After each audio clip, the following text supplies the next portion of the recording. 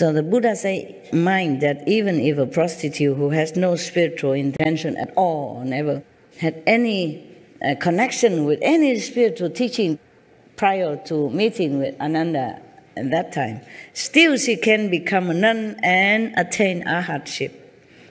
That's a big deal, arhatship, very high, bodhisattva. Therefore, how can you not? That's what he meant, okay? His assembly, yeah. And you also, of course.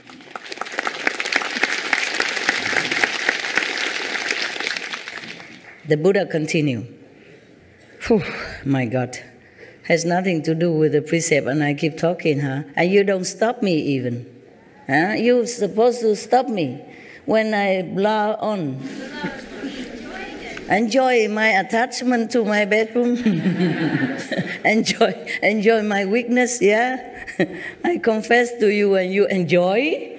All right. I hope I don't have any more of this story to tell you to enjoy. That was my weakness. I also love good food. Yeah, I love Indian chapati, roti, and this fresh chutney, you know, they made it with all kind of spice and flavor. Oh, when it's fresh, it's like heaven. The chutney you bought from the shop is nothing compared to that. You know, when they make it, chop there's a carrot into finger size, and other kind of vegetable, even, cauliflowers, and then they put, I don't know what kind of spice they put it. Oh, God, tastes so good. Even I forgot my dignity, I come and beg for some. And they give me just a little bit, because I prepare it for everybody. Normally, they wouldn't give it to you before everybody, but I don't know, they feel I was too skinny, too small, so they feel pity for me, and the woman gave me some. I never forget that taste, because I was hungry, and also it tastes so good. And fresh, freshly prepared. It's not too sweet, not too sour, not too salty. It's just perfect. The Indian woman, they can make it. Oh, man. And here, even you make it here, it's not the same. Okay? They put all the love in it also, because for their gurus and the disciples who came to their house, they make it so good. All right.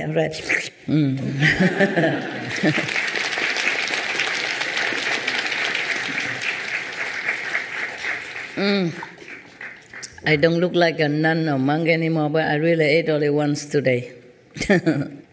When you eat only once a day, you're not as hungry as when you eat more times. It's funny. The less you eat, the less appetite. The less you eat, the less you want. If you eat breakfast already, then lunch and dinner taste good.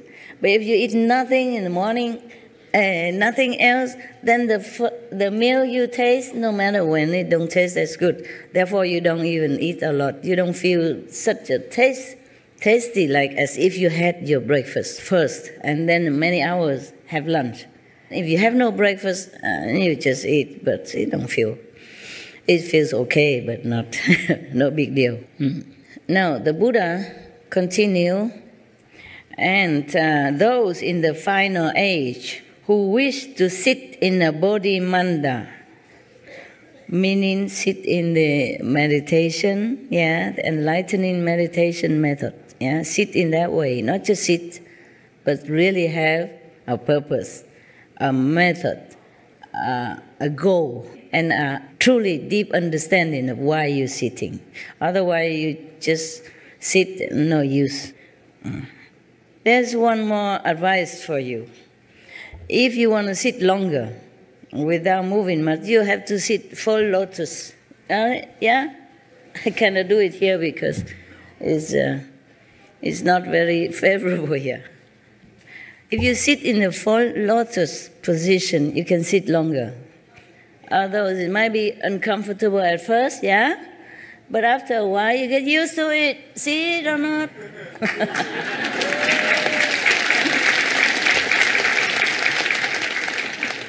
Okay. I will take a photo or something in lotus position, and then you can have a look. You know, right? That both legs are crossed together. It's a little hard at first, but you get used to it.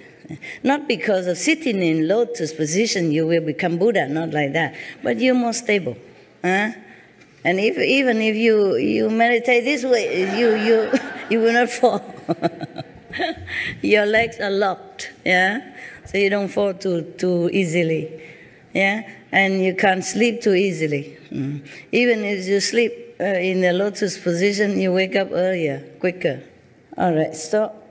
That's just by the way. So the Buddha say, if those in the final age, meaning, what means final age? Mean the age that the Buddha is no longer there, yeah? After a master passed away 300 years or 500 years maximum, that is the final age of any teaching. If you don't see another master appear in that area, in that era, this is final. Okay. But luckily we always have. It's just that it might not happen in that lineage. So you might think, oh, Buddha's gone forever. The teaching and the lineage of the spiritual power of any master is like a river. Sometimes it's hidden under the earth somewhere and you thought this is the end of the river. No. It will seep out somewhere and then appear again. So it's just like that. Any of the religious people should look where the river reappears. And do not be attached to a location of the original river. Because in all age, all religious branch, there will always be a master somewhere. And not be in the same lineage, not be in the same religious order, but there will be a master for the world. For our world, yes. And even in hell, there is a master called Kristigaba Bodhisattva. He will stay there forever. Because he vowed, before he became enlightened, he vowed that he will save all the people in hell. He vowed that he will stay there forever until the hell are empty. All hells are empty. He said, if all hells not empty, he will not take on the Buddha's position or fruit. He won't become Buddha if all hells are not empty. So he continued to stay in hell to teach the hell beings, whoever he can teach, whomever still has enough, a little bit of spiritual inclination, he will teach them. And then slowly he bring others also to the understanding of the truth, and then continue further teaching, and then release their karma, or because of that, their karma will be lessened or cleansed, and then they can reincarnate as a human being or a diva or asura, and then continue further. Yeah. That is Kristigaba Bodhisattva. Oh, there are endless sutras in Buddhism I like very much. Maybe one day I will read you this Kristigaba Sutra. Yes, it's very interesting. He talked about...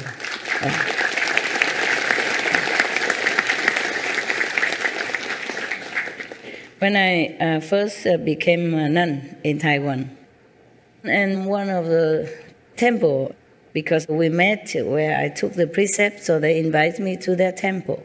And the monks and nuns, normally, many of them, they go out to recite the sutra when somebody dies. And their relatives invite them to come recite sutra to help to liberate the soul of the dead for 49 days. Or some days at least, yeah, some weeks.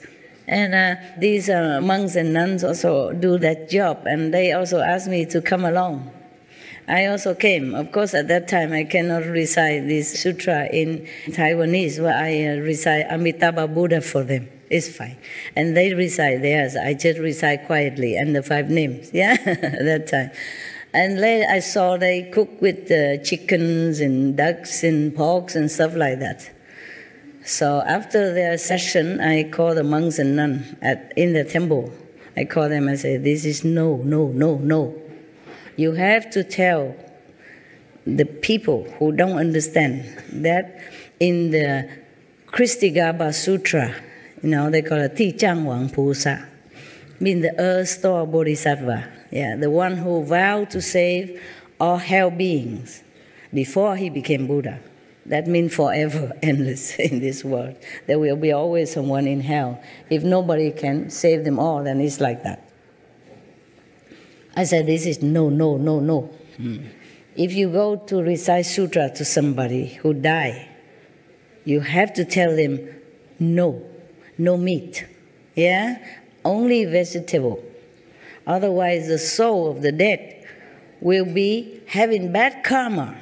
Maybe have to go to hell for that. Or maybe delay, cannot go to heaven because of that. Maybe delay of liberation, depends. So you have to tell them that. It says so in the Kristigabha Sutra. If any dead person, the relative kill or offer meat and animals product in the name of the dead will be in trouble. Bad karma, and may go to hell, may suffer more. Okay? So you have to tell them that. You have to bring the sutra and tell them that. And then they bow to me. They put their arms together and say, you, Kristigabha Bodhisattva. I said, no. I read Kristigabha Sutra. I must remind you, we monks and nuns must tell people because they don't know. They have no chance to read any sutra. They're busy working. And they just go Buddha temple, bow, put some fruit and then take it back and eat. They never have chance to recite sutra. That's why we become monks and nuns. So we have more time to study the Buddha's teaching. And then because we are study already well, we must tell people who don't study it. It's not that you monks and nuns always go and just reciting things and then take the offering from the red envelope and go home. No, we study well because we have time, because we forsake the family time, we don't do business, we don't worry about mundane occupation, so we have more time. That's the purpose of being monks and nuns, so we can study a lot more. And then we have to tell people. And then they bow to me. I say, I'm Kristigabha Bodhisattva. I said, no, I'm no Bodhisattva. I just study the sutras. And then they was very respectful. I say, from now on, you tell people in advance before you come. Say, if you want me to come recite the sutra to bless the deceased, you must cook vegetarian. Otherwise, I don't come. And tell them why. Yeah. The Kristigabha Sutra is very clear. Even you give birth to the babies, and if the family member kill chicken and all that to give to mother, then it's very bad for both mother and son. Because those demons who love to smell the blood from the mother at the time of birth and all that, they're hanging around already, and they will eat all this food also, and then they will make very much a heavy energy for the mother and son at the so sensitive time. They need more rest, more good energy, but they did all the wrong thing, all the opposite thing. They all in the Kristigabha Sutra, and much more. In the Kristigabha Sutra, it even say that the Kristigabha Bodhisattva tell the Buddha that, I observe in the whole physical world, all the beings, every little second, every little minute, nothing they think, nothing they do doesn't cause karma for them. That bad. Therefore, you recite the 5 names all the time, okay? So that you don't think negatively. You don't have chance to act anything negatively. You protect yourself from attracting, so that you don't attract negativity to you as well. And bless your surrounding with this holy energy that you brought forth with you from the initiation power.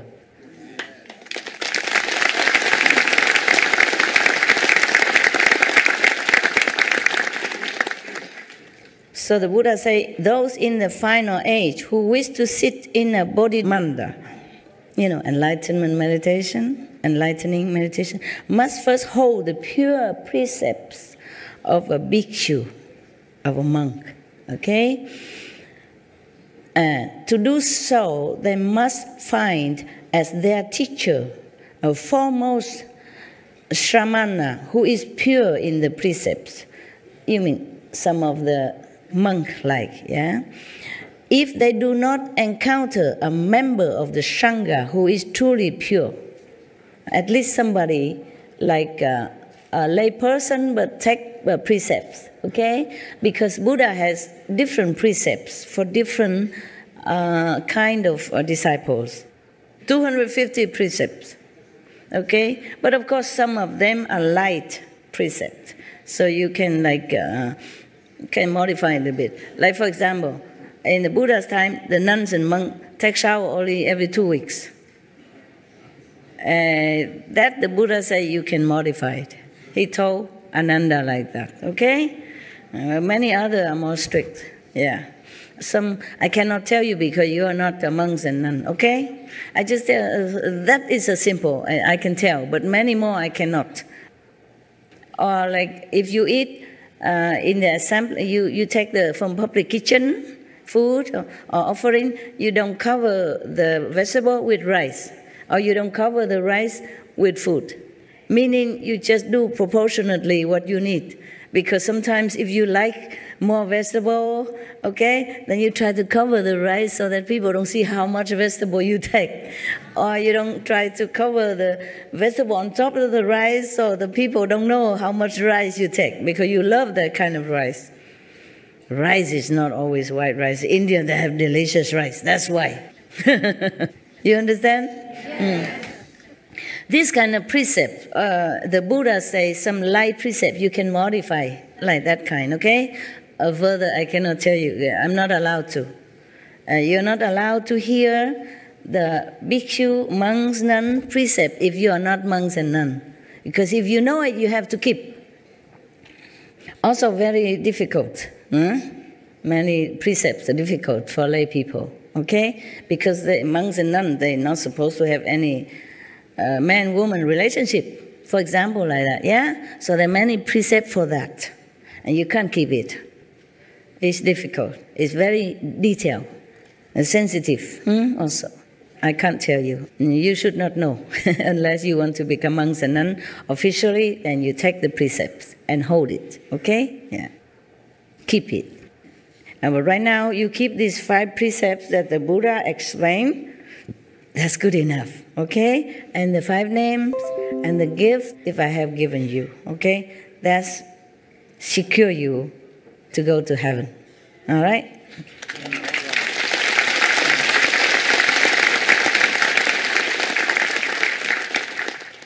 So the Buddha emphasized again, and again. So the Buddha say, in the final age, mean when the Buddha already in nirvana, if anybody want to follow this kind of meditation, yeah, that he passed down to his successor, then they have to find the teacher, a foremost shamana, is somebody lesser than monks, but keep the pure precepts. Like the monks and nuns, they have 250. And the one who take bodhisattva precept, maybe 10 precepts, yeah? But have to keep it very purely, 100% pure. And the other normal 5 precepts. Therefore, the Buddha said you have to find somebody, foremost one, to keep the pure precept, like the 10 precepts, okay? All the 8 way of vegetarian, like last time I explained to you. Then that person can transmit the Dharma to you. Just like now, some of the residents can transmit the initiation to you while I am still alive, but don't have to be present at the initiation place. And then the Buddha say, if they do not encounter a member of the Sangha who is truly pure, then it is absolutely certain that their deportment in precepts and rules cannot be accomplished. So that. If you want to practice, for example, the Kuan Yin method that the Buddha transmitted, you have to find the pure monk or the pure bodhisattva layperson to transmit it to you. Otherwise, it's not valid. It doesn't help you, okay? It doesn't work. All right. Now, after accomplishing the precepts, they should put on fresh, clean clothes, light incense in a place where they are alone, and recite the spiritual mantra spoken by the Buddha of the mind 108 times. the one that the Buddha tell you. Actually, in many sutras, there are many mantra reciting by the Buddha, okay? Hey, guy, you cannot see me very well, huh? Some of you, huh? Yeah, poor thing. What to do? If I stand up, then the people behind don't see me. If I sit, then some people in front don't see me. Yeah, this is the life we have here, okay? It is not perfect, yeah? But you are perfect. You will be perfect. And that's important.